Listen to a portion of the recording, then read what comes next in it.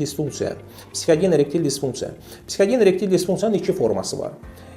Birincili psixogen erektil disfunksiya və ikincili. Birincili psixogen erektil disfunksiya nədir? Psixoloji cinsi zəiflik nədir? Ümumiyyətcə cinsi həyat yaşamayan insanlarda müşahidə olunur. Və yaxud cinsi əlaqəyə cəhd eləyib, əlaqəsi istədiyi kimi olmuyor, ondan sonra bunu başlayır gecə-gündüz fikirləşməyə və problemi dərinləşdirir.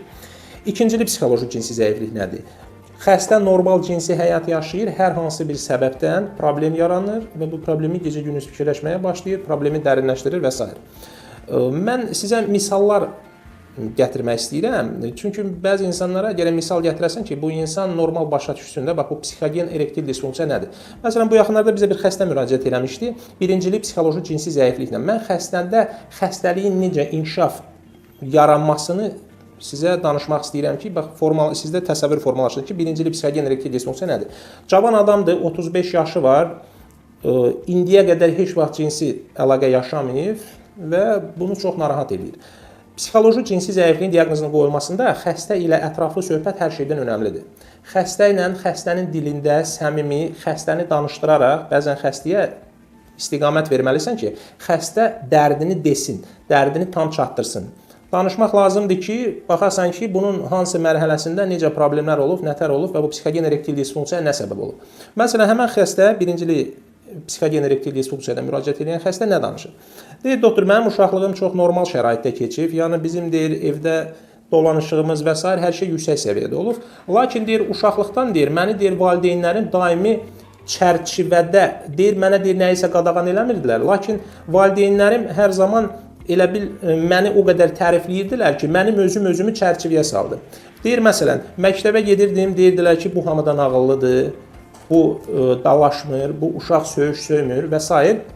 Ona görə də uşaqlıqdan mən qırağa addım atmağa, nəsə bir artıq hərəkət eləməyə eləmirdim ki, valideynlərimin qulağına çatar və s.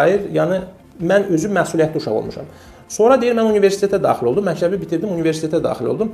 Universitetə daxil olanda, deyir, birinci kursda, bizdə deyir, qrupda uşaqların böyük əksəriyyəti cinsi həyat yaşamamışdı. Ona görə mən özümü tam normal hiss edirdim və gedib kimlənsə görüşməyə də utanırdım ki, çünki atamın qulağına çatar ki, bunu göndərmişik oxumağa, bu gedir orada başqa işlərlə məşğul olur.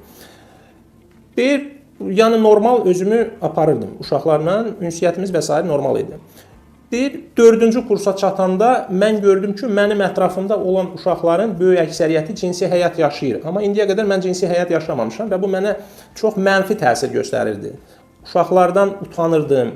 Yalandan deyirdim ki, mən də cinsi həyat yaşayıram, amma özümdə hiss edirdim ki, mən yaşamıram axı.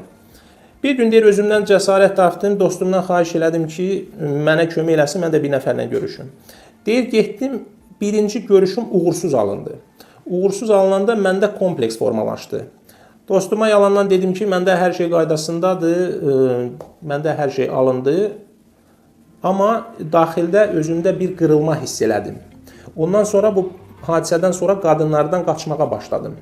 Qadın yanına getmirdim ki, növbəti dəfə uğursuzluqla rastlaşaram. Lori ilə desək, deyir, mənim gözüm qorxdu. Bir müddətdən sonra deyir, mən deyir, fikir verdim ki, mənim ətrafımda olan insanlar, məsələn, haradasa da oturanda və s. bütün mövzular, bütün deyir, cavanlardır da, hamısı gənclərdir, bütün mövzular intim mövzudadır. Mən bu çevrədə qısılırdım, utanırdım. Ona görə deyir, mən məcbur oldum, çevrəmi dəyişdirdim. Getdim, elə bir insanlarla oturdum ki, məsələn, onlar ibadət edirdilər və s. Mən onların çevrəsinə özüm qoşuldum ki, o çevrədə, bax, bu mövzular yoxdur. Bu mövzularda danışmırlar. Və deyir, bir neçə ildə belə davam elədi. İndi də deyir, mənim deyir, yaşım 35 yaşına çatıb, ətraf mənə deyir, evlən, mən evlənə bilmirəm, çünki qorxuram ki, evlənərəm, alınmaz. Yəni, bu xəstədə, bu psixoloji cinsi zəiflik elə bir dərin formaya çatıb ki, bu xəstə qadınlarla ümumiyyətcə ünsiyyəti kəsib. Heç bir qadınla və s. ünsiyyətə girmir. Hətta bu sosial şəbəkələrdə bunun dostluğunda belə heç bir qadın yoxdur. Qadınlarla virtual əlaqəni belə qura bilmir bu adam. Və yaş keçdikcə problem dərinləşir. Çünki ətraf da, deyir, doktor deyir, mənə deyirlər ki, evlən, mənim problemimi bilmirlər.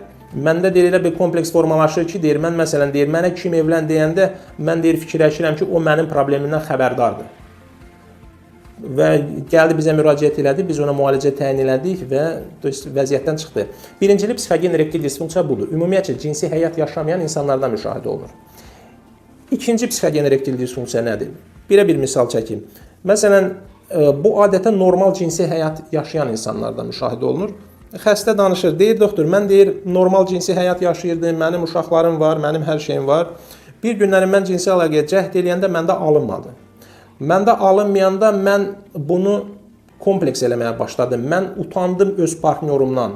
Məni partnyorum bu cür görməmişdi. Məni partnyorum bu cür tanımırdı. Mən dəfələrlə cinsi əlaqə yaşaya bilirdim bir gecə ərzində. Amma indi məndə alınmır. Mən partnyorumdan utanıram. Partnyorumla əlaqəni yaşamamağa başladım. Yəni belə bir fikrə gəlib ki, cinsi əlaqəni nə vaxt düzələrəm, onda yaşayaram. Deyir və bu interval artdı. 3 aydan sonra özümü yoxlamaq üçün təkrar cinsi əlaqəyə cəhd elədim. Cinsi əlaqəm alınmadı. Ondan sonra özümə qapandım və məndə problemlər başladı və s. və s. və s. Bu ikincili psixoloji cinsi zəifliyin misalı. İkinci psixoloji cinsi zəifliklə bizim təcrübəmizdə çoxsaylı xəstələr var. İkinci psixoloji cinsi zəiflikdən adətən kim əziyyət çəkir? Problemi yaranana qədər ciddi narahatçılığı olmayan insanlar. Kimdə uşaqlıqdan cinsi problemlər var? Onlar sanki uşaqlıqdan bu problemlərə öyrənirlər. Lakin ikinci çəkdiyim misalda olduğu kimi problem yaranana qədər ciddi narahatçılığı olmayan insanlar ikincili psixoloji cinsi zəifliyi daha qabarıq